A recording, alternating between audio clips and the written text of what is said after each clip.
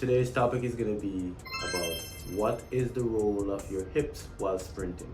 So at first we're going to look at the anatomy of the hips. What are the major muscles that are in your hip region, so we could have a better understanding of how your hip plays a role in sprinting. And you guys are going to be highly surprised because there's a misconception about what your hip is and what it does. A lot of young athletes don't understand what your hip is and what are the major muscles of the hip. So this video serves as a tool to break down and give young athletes a better understanding of what muscles control the hip and what is the role of the hip while sprinting. What's going on, everybody? Welcome back to the Lifestyle Athletics YouTube channel. If you're new to the channel, remember to like and subscribe. So without further ado, let's get right into it. The first major muscle that we're going to look at is the glutes. And there's three parts of the glutes that's involved in sprinting or walking or running in general. But this is going to be one of the first major muscles of your hips. And there's three parts of the glutes. You have your glute max, which is responsible for hip extension and power. When we think about pushing your foot down into the ground or applying force to the ground or pushing out of the ground, your hip is very important, and your glute max is responsible for this part of the movement. The next part of your glute is going to be your glute mid, and for your glute mid, we're thinking about pelvic stability, keeping your body in one place or keeping your hip in one place when you try to apply as much force as you can to the ground, right? And then the last part of the glute here is going to be your glute mid, right? This is a smaller portion, and this is assists in hip stability. It's also going to assist in external rotation and internal rotation, adduction and abduction, right? Moving your leg this way and that way, this way and that way, right? That's what we're thinking about when we think about the glutes. The glutes is going to be the first major muscle of your hip, right? So keep that in mind, guys. The glutes is going to be the first major muscle of the hip. So when you're training your hips, remember to train your glutes because this is a major muscle of your hips. The second one here is going to be your hip flexors. And your hip flexors are at the front. They run from your quads coming up. It's a deep layered muscle that runs from your quads and it comes up into your abdominal, almost like it's a deep layered muscle. And what this is responsible for is flexion and extension.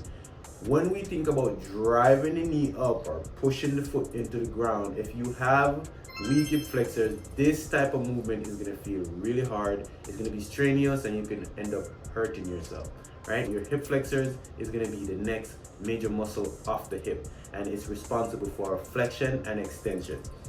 The next one we want to look at here is your adductors.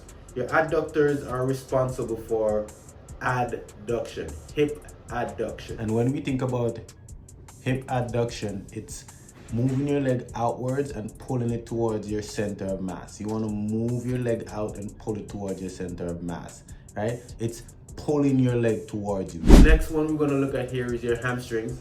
Everybody know this is the culprit right here that always gets hurt. This is the one that gets sprinters every time. Weak hamstring, weak hamstring, weak hamstring. And if you have weak glutes, weak hip flexors, 10 out of 10 you're gonna have weak hamstring. Or if you have strong hamstring and weak glutes and weak hip flexors, then your hamstring does all the work, and that's how you end up hurting your hamstrings as well. You want to make sure you're strengthening all of these areas. And your hamstring is also responsible for hip extension and knee flexion. When we think about driving our knee up, pushing our foot down, your hamstring plays a major role in both these things, right? Number 5 here, and the last one, is going to be your piriformis and your deep rotators. These muscles are responsible for external rotation and stability. All of these plays a crucial role in sprinting, guys. Let's go over it one more time. The major muscles of your hips are going to be your glutes, your hip flexors, your adductors, your hamstrings, and your piriformis and deep rotator muscles. Those are going to be the top 5 muscles that make up the hips, right? So make sure you're strengthening all these areas, guys, if you're trying to sprint as fast as you can, right? So now that you know all the major muscles of the hips, what are the roles of the hip. What role does it play in sprinting? When we think about sprinting as fast as we can, what role does your hips play in sprinting? The first one is going to be power generation. Remember I said this in the beginning, glutes help to force the foot. So when we think about power generation, we're talking about the hip muscles, particularly your glutes and your hip flexors, are essential for power generation. Strong hips can provide the body a forward lean and help you to produce more force. Push out of the ground faster, drive your knee up quicker. All of those muscles working in unison will give you more power generation. And when we think about sprinting at maximum speed, it's all about power generation. Can you hit the ground, push out of the ground, and propel yourself forward? That's going to be the major key, right?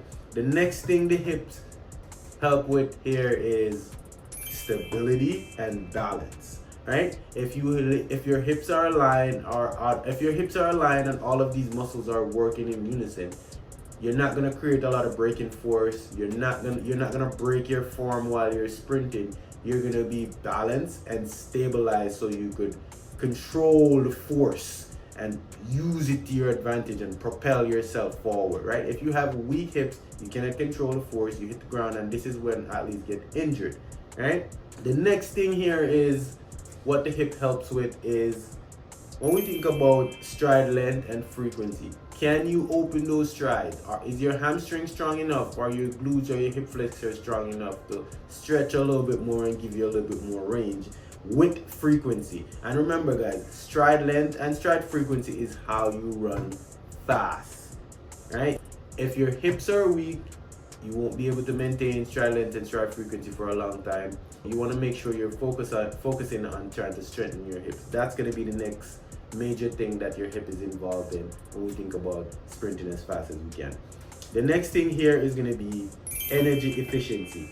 If you are a sprinter sprinting at top speed and your form isn't good, more than likely your hamstrings are weak, your glutes are weak, hip flexors are weak, abductors are weak. All of these muscles surrounding this area are weak. So you're working harder than you should to run slower, or you can't run faster because you will get hurt because you're not able to run efficiently, right? You want to make sure you're always working on your form. Guys, sprint drills is a top way to strengthen your hips, guys, because when we think about what we do when we're doing sprint drills, all of these muscles are targeted, and you could weight the drills, you could do them on a hill, you could march them with weight vests on. There's so many methods to help you to improve your hips without going in the gym and doing craziness in the gym that actually do not correlate to sprinting, right? So the next one here that the hip help with is coordination.